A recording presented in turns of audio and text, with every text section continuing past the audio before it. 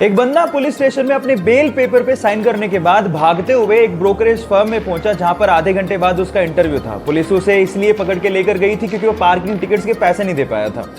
अब क्योंकि आधे घंटे बाद ही उसका इंटरव्यू था, तो वो कपड़े भी चेंज नहीं कर पाया। कपड़ों पे पेंट लगे हुए थे और बहुत ही गंदे थे। जब इंटरव्यूअर ने उसकी मार्कशीट देखी तो मार्क्स भी बहुत कम थे, लेकिन उसके बावजूद भी उसने इंटरव्यू क्रैक कर लिया। जानते क्यों? ये क्रिस गार्नर की घटना है और ये सच्ची है। ध्यान से सुनिएगा, उसके आंसर की वजह से उसका सिलेक्शन हुआ।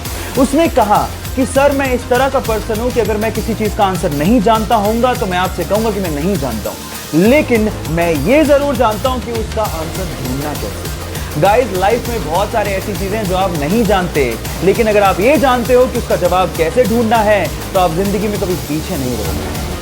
गाइस, गैम्बलिंग और अल्कोहल की बुरी आदतें हमारी जिंदगी को बर्बाद कर देती हैं और हमारे दिमाग को कचरा कर देती हैं। और जब हमारा इन सब से ध्यान हटता है तो हमें समझ में आता है कि हम अपनी जिंदगी में और भी बहुत कुछ अच्छा कर सकते हैं। गाइस, कुछ ऐसा ही हुआ केरला के मारोतीचल गांव के लोगों के साथ भी।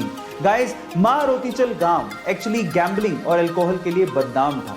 एक दिन अचानक से यहाँ पर अल्कोहल को बैन कर दिया गया, तो अब लोगों का ध्यान अल्कोहल से हटा और चेस पे कुछ इस तरह से लगा कि आज वो गांव पूरी ही दुनिया में चेस को खेलने के लिए मशहूर हो गया है। इतना ही नहीं, इस गांव का निकनेम भी चेस विलेज रख दिया गया है। गाइस, क्या इसके पहले तक चेस विलेज के बारे में आपको ये सब बातें पता थी? और अगर नहीं पता थी तो चैट सेक्शन में लिखना मत भूलिएगा।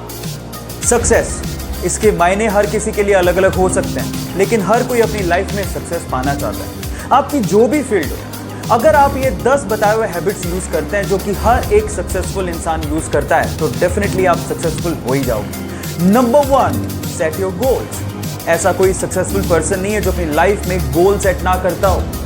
सो फर्स्ट ऑफ ऑल, आप अपनी लाइफ में गोल सेट कीजिए। क्या करना चाहते हैं, क्यों करना चाहते हैं? अगर आपको ये ही नहीं पता तो आप सक्सेसफुल कैसे होगे? So number 1 is set your goals. बाकी सक्सेसफुल टिप्स के लिए मुझे फॉलो कीजिए। आने वाली वीडियोस में आपको बताऊंगा कि 9 बचे हुए टिप्स कौन से हैं। एक किसान एक व्यापारी को डेली 1 किलो मक्खन बेचता था। अब एक दिन परखने के लिए उस व्यापारी ने मक्खन को तोल के देख लिया कि वो मक्खन 1 किलो है कि नहीं, और वो मक्खन 1 किलो नहीं निकला।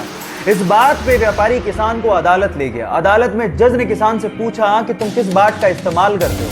तो किसान ने कहा कि मैं बाप, मैं तो अनपढ़ हूं, मैं कोई बाट का इस्तेमाल नहीं करता, लेकिन मेरे पास एक तराजू है तोलने के लिए। तो भी जज ने कहा कि तुम तोलते कैसे हो?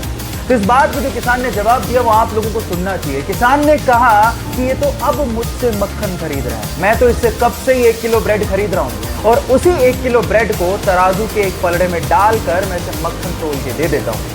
अब आप समझ तो गए होगी गलती किसकी है। Now the moral of the story is guys, जैसा बोगे पाओगे वैसा ही, इसलिए be careful about your Karma. जहां एक और दुनिया में भुखमरी बढ़ रही है, वहीं दूसरी ओर फूड का वेस्टेज भी बढ़ता जा रहा है। और कुछ ऐसा ही देखने को मिलता है बड़े शहरों के सुपरमार्केट में, जहां पर अगर फूड नहीं बिकता है तो या तो वो उसे फेंक देते हैं या उसे डिस्ट्रॉय कर देते हैं। लेकिन फ्रांस में ऐसा बिल्कुल नहीं होता।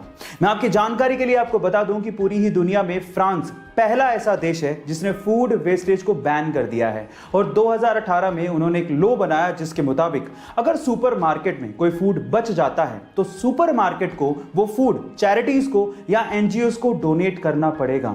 अगर उन्होंने ये नहीं किया तो उन्हें 75,000 यूरोस का फाइन भरना पड़ सकता है या फिर उन्हें जेल भी हो सकती है।